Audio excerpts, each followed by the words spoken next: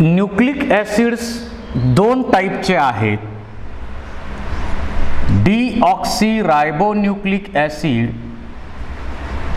आणि ribonucleic acid.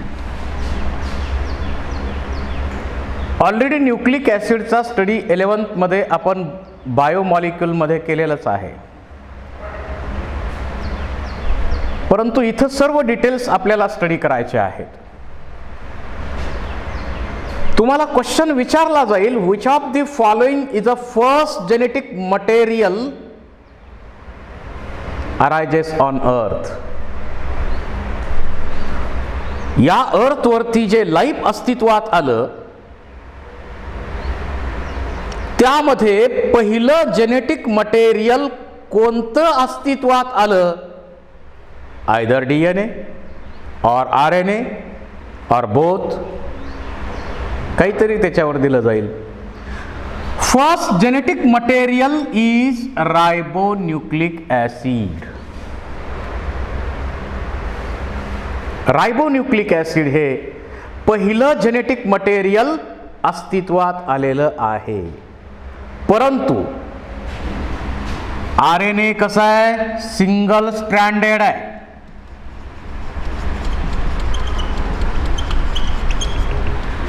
आणि त्याच्यामध्ये फंक्शनल ग्रुप OH जो आहे तो रिॲक्टिव्ह ग्रुप आहे. फंक्शनल ग्रुप जो OH त्यामध्ये असतो तो रिॲक्टिव्ह आहे. त्याच्याबरोबर हाय रेट ऑफ म्युटेशन, RNAचा म्युटेशनचा रेट एकदम फास्ट आहे.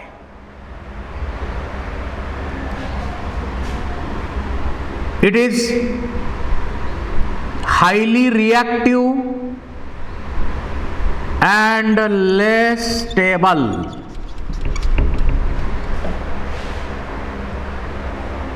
So due to these properties of RNA, it becomes unsuitable to act as a genetic material. तर या काही प्रॉपर्टीज ज्या RNA मध्ये आहेत त्याच्यामुळं RNA हे जेनेटिक मटेरियल बनण्यासाठी तेवढं सुटेबल नाही. मग यामध्ये बदल केले गेले. काय? DNA कसा आहे? डीऑक्सीरायबोन्यूक्लिक ॲसिड. हे कसं आहे? Double stranded. एक. याच्यामध्ये mutation rate is slow. Slow mutation rate यामध्ये आहे. त्याचबरोबर आणखी कॅरेक्टर काय? हे हायली स्टेबल आहे. आणि तुम्हाला माहिती आहे डीऑक्सीरायबोन्यूक्लिक ॲसिड मध्ये ॲडेनिन, ग्वानिन, थायमिन, सायटोसिन हे बेसेस असतात.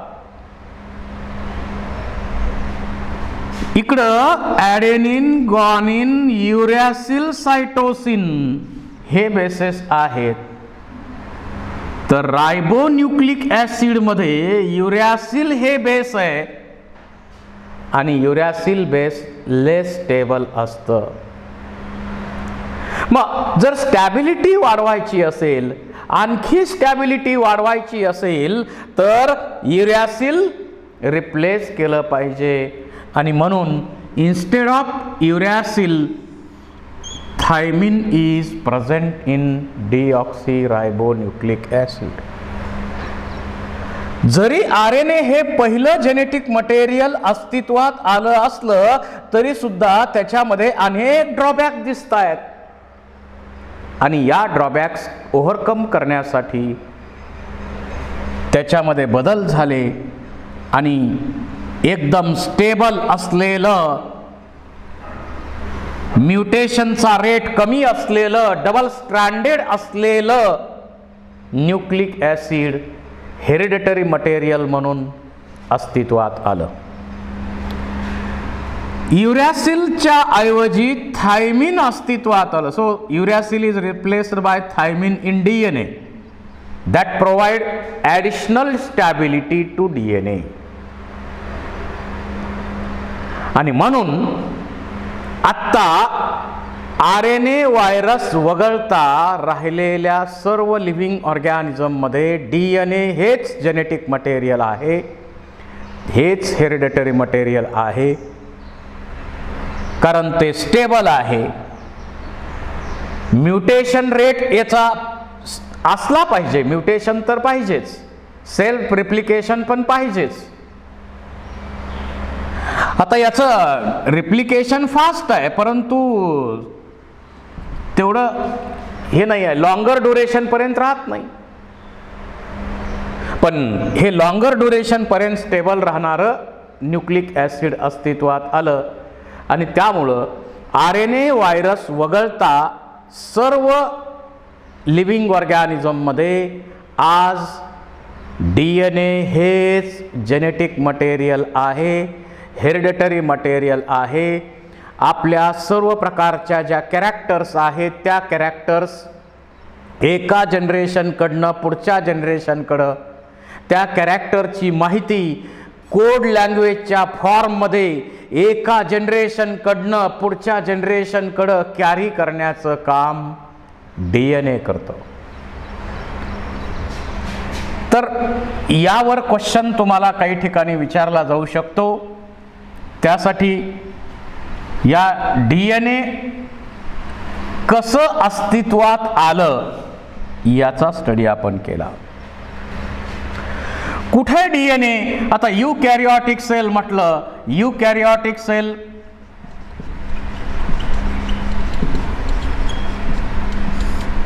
यामध्ये न्यूक्लियस मध्ये generally DNA. So it is mainly located in eukaryotic nucleus. आता या न्यूक्लियस मध्ये आपल्याला माहिती आहे युकॅरियोटिक न्यूक्लियसचं स्ट्रक्चर आपण स्टडी केलेलं आहेच.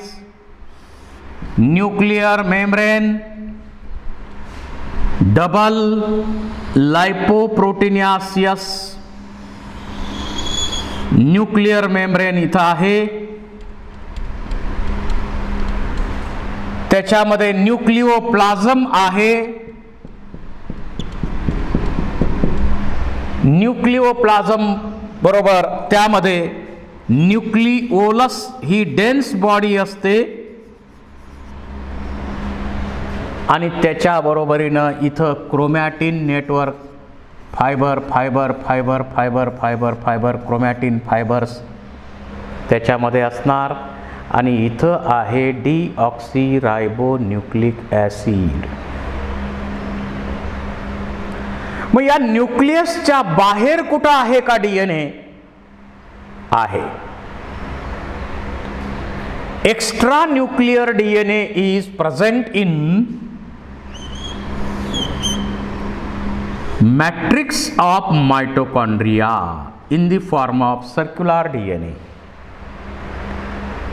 मायटोकॉन्ड्रियाच्या मॅट्रिक्समध्ये सर्क्युलर DNAच्या फॉर्ममध्ये एक्स्ट्रा न्यूक्लियर DNA आहे. जर प्लॅन्टची सेल असेल तर मायटोकॉन्ड्रिया बरोबरच प्लॅन्ट सेलमध्ये क्लोरोप्लास्ट आहे आणि या क्लोरोप्लास्टमध्ये सुद्धा जो स्ट्रोमा आहे त्या स्ट्रोमामध्ये सर्क्युलर DNA असतं. So circular DNA is present in chloroplast and mitochondria in higher organisms. आता लोअर ऑर्गॅनिझमचा विचार केला, बॅक्टेरियाचा विचार केला तर बॅक्टेरियामध्ये एकतर वेल ऑर्गनाइज्ड न्यूक्लियस नाही, प्रोकॅरियोटिक सेल आहे, वेल ऑर्गनाइज्ड न्यूक्लियस त्यामध्ये नाही आणि त्यामुळं बॅक्टेरियामध्ये सायटोप्लाझम मध्ये असा DNA मॉलिक्यूल असतो. Single molecule of circular DNA present in bacteria. इथं एक्स्ट्रा न्यूक्लिअर डीएनए असतं का बॅक्टेरियामध्ये? तर बॅक्टेरियामध्ये सुद्धा एक्स्ट्रा न्यूक्लिअर डीएनए आहे. काही बॅक्टेरियामध्ये एक छोटासा एक्स्ट्रा क्रोमोसोम असतो. त्या एक्स्ट्रा क्रोमोसोमला म्हणायचं प्लाझ्मिड. प्लाझ्मिड. So extranuclear DNA is present in the form of or present in mitochondrial matrix, stroma of chloroplast and plasmid in some bacteria. याच्याशिवाय एक्स्ट्रा म्हणजे न्यूक्लियसच्या बाहेर डीएनए नसतं. So it is mainly located in nucleus. आता न्यूक्लियसमध्ये जे DNA आहे याचं estimation जर आपण केलं तर यामधून डीएनएचा धागा पूर्णपणे काढला तर तो किती भरतोय? आपल्या सेलमधला विचार केला तर 2.2 मीटर एवढ्या लांबीचं डीएनए आपल्यामध्ये आहे. प्रत्येक सेलमध्ये एवढ्या लांबीचं डीएनए. आणि त्या डीएनए कडे आहे काय? सिस्ट्रॉन. म्हणजे प्रत्येक टाईपचं प्रोटीन जे लागतं ते प्रोटीन बनवण्याची जेनेटिक इन्फॉर्मेशन कोड लँग्वेजच्या फॉर्ममध्ये आहे. Recon unit of recombination. रिकॉम्बिनेशनची प्रॉपर्टी त्यामध्ये आहे. म्युटॉन म्युटेशनची ॲबिलिटी त्यामध्ये आहे. आणि हे डीएनए ऑटो कॅटॅलिटिक प्रॉपर्टी करतं. म्हणजे ऑटो कॅटॅलिटिक प्रॉपर्टी त्याची आहे. That means DNA has ability to produce their own copies like themselves. स्वतः सारख्या नवीन कॉपीज ते बनवू शकतं. सेम टू सेम कॉपीज बनवू शकतं. त्याला आपण डीएनए रिप्लिकेशन म्हणतो. आपल्याला पुढं ते स्टडी करायचं आहे. So DNA has ability to produce DNA, hence it is called as autocatalytic. But DNA also acts as a heterocatalytic. That means DNA can produce other molecules like RNA and proteins. म्हणजे दुसऱ्या प्रकारचे molecules बनवण्याची सुद्धा capacity याकडे आहे. त्याला आपण हेट्रोकॅटॅलिटिक म्हणतो. म्हणजे डीएनएचे फंक्शन्स दोन असतात. एक तर ऑटोकॅटॅलिटिक म्हणजे डीएनए पासून कॉपी होऊन डीएनए बनणं, आणि डीएनए पासून हेट्रोकॅटॅलिटिक म्हणजे डीएनए पासून आरएनए आणि प्रोटीन्स बनणं. तर इथं सर्वात महत्त्वाचं कोण आहे? डीऑक्सीरायबोन्यूक्लिक ॲसिड. हेरिडिटरी मटेरियल कोण आहे? डीएनए आहे. हेरिडिटरी मटेरियल डीएनए आहे. जेनेटिक मटेरियल डीएनए आहे. ट्रान्सफॉर्मिंग एजंट म्हणजे एका बॅक्टेरियाकडचं जेनेटिक मटेरियल डीएनए दुसऱ्या बॅक्टेरियामध्ये ट्रान्सफर होणं म्हणजे ट्रान्सफॉर्मेशन. हा ट्रान्सफॉर्मिंग एजंट कोण होता? डीएनए. ट्रान्सडक्शन एका बॅक्टेरियाकडनं दुसऱ्या बॅक्टेरियाकडं बॅक्टेरियोफेज मार्फत काय ट्रान्सफर झालं? डीएनए. मग आपल्याला लक्षात आलंय, आपण इन्व्हेस्टिगेशन करतोय काय? मागच्या वेळी आपण एखादा क्राईम घडला तर आपण संशयित कोण आणले? 4 आणले संशयित. कोणकोणते आणले? Protein, lipid, RNA, DNA. प्रोटीनचा संशय खोटा. प्रोटीन जेनेटिक मटेरियल नाही, ट्रान्सफॉर्मिंग एजंट नाही, लिपिड नाही, आरएनए नाही. मग खरा संशयित जो आहे तो संशय आपला जो खरा ठरला तो कुणाचा ठरला? डीएनए. मग आपण डीएनएला पहिलाच क्वेश्चन विचारणार का? काय? कुठं राहतो? कुठं राहतो? आता डीएनएचं इन्व्हेस्टिगेशन करायचं आहे. कुठं राहतो? कोणाबरोबर असतो तू आणि काय काय करतो.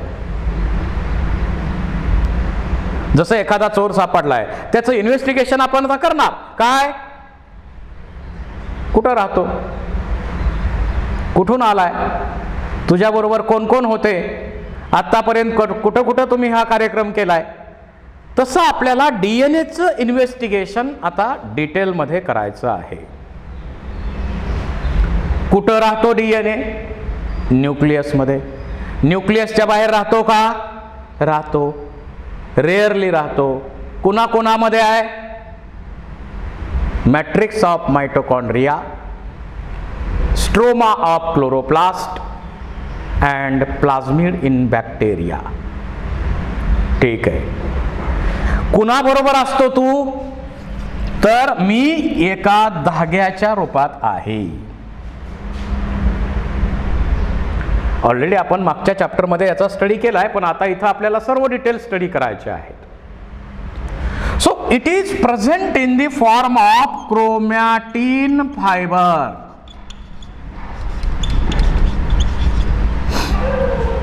हा डीएनए क्रोमॅटिन न्यूक्लियसमध्ये क्रोमॅटिन फायबरच्या रूपात असतो, फॉर्ममध्ये असतो. जर आपण हे क्रोमॅटिन फायबरचं स्ट्रक्चर एनलार्ज केलं, if we magnified chromatin fibre, it looks like a beads on string. आठवा, मागच्या चॅप्टरमध्ये केलंय आपण हे. It looks like a beads on string. Beads on string म्हणजे माळ. एखादी माळ जशी असते तशा प्रकारचा ॲपिअरन्स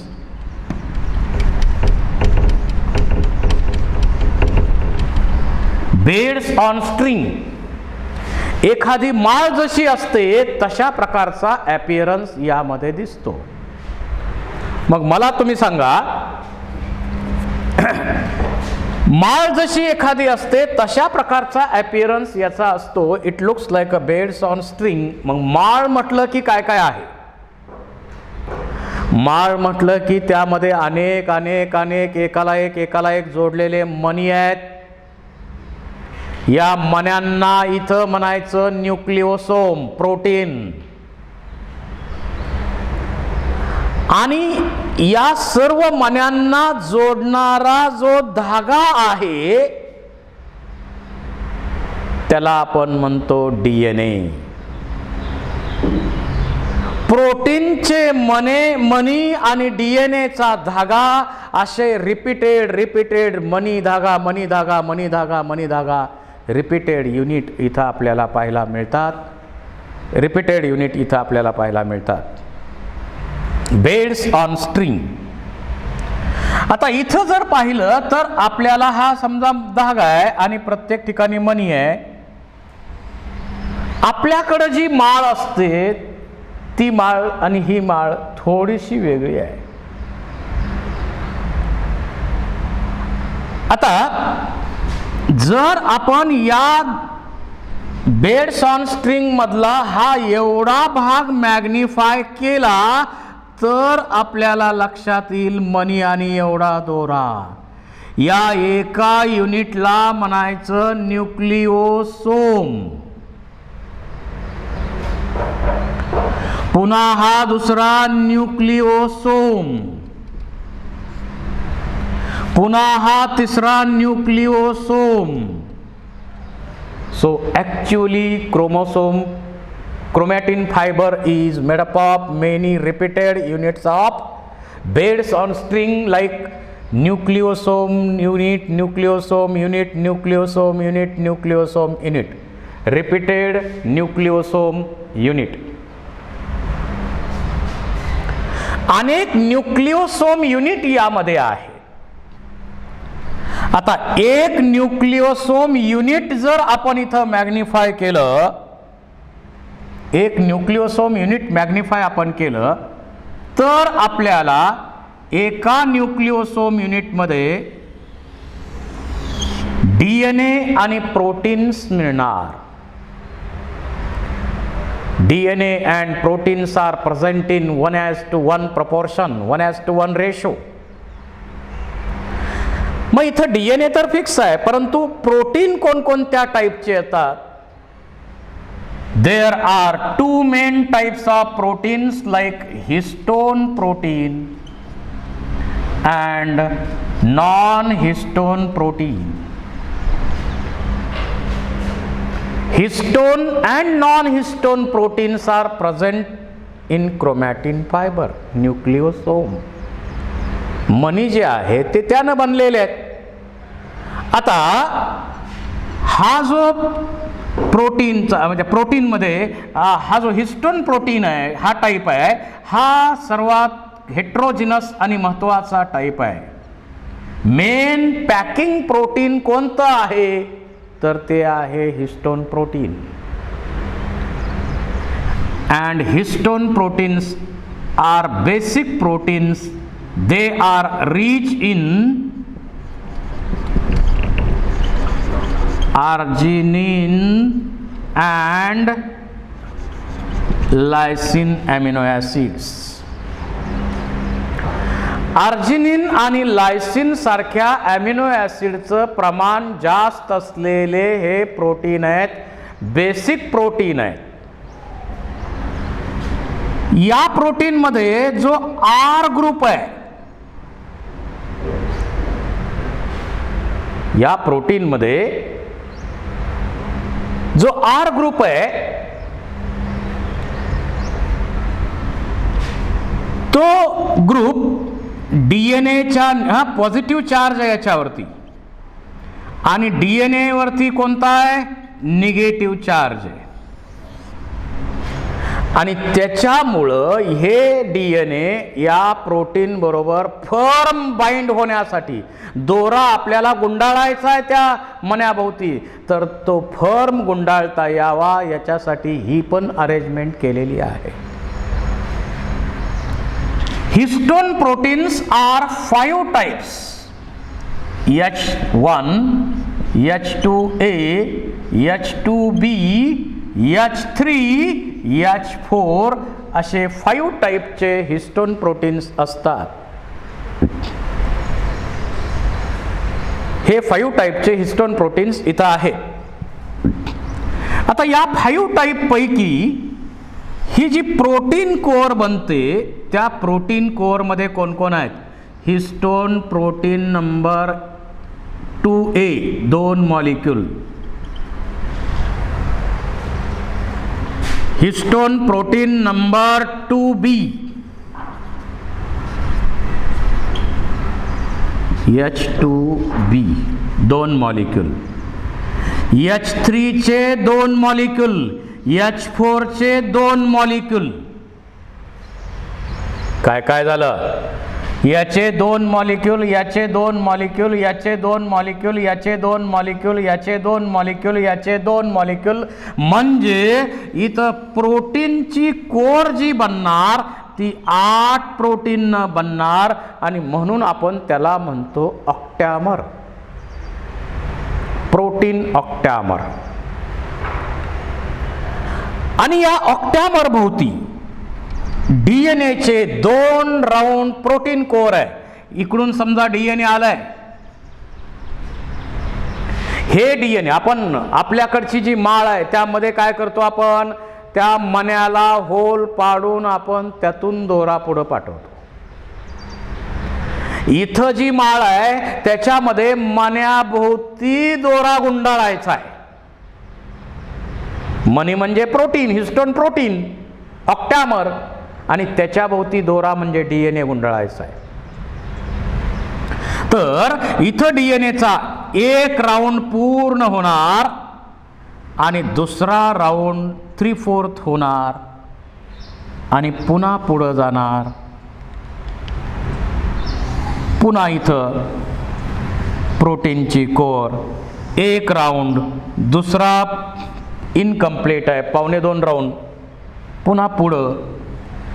अशा प्रकारे हे unit repeat repeat repeat repeat repeat होत राहतात. या न्यूक्लिओसोममध्ये हे जे प्रोटीनचे मणी आहेत त्याच्याभोवती 2.25 राऊंड डीएनएचे रॅप होतात. पुन्हा पुढे जाणार, थोडा इथं आहे लिंकर डीएनए, पुन्हा 2.25 राऊंड, याप्रमाणे हे युनिट रिपीट होत राहतात. न्यूक्लिओसोममध्ये असं रिपिटेशन होतं. परत जॉईन व्हा, परत आपण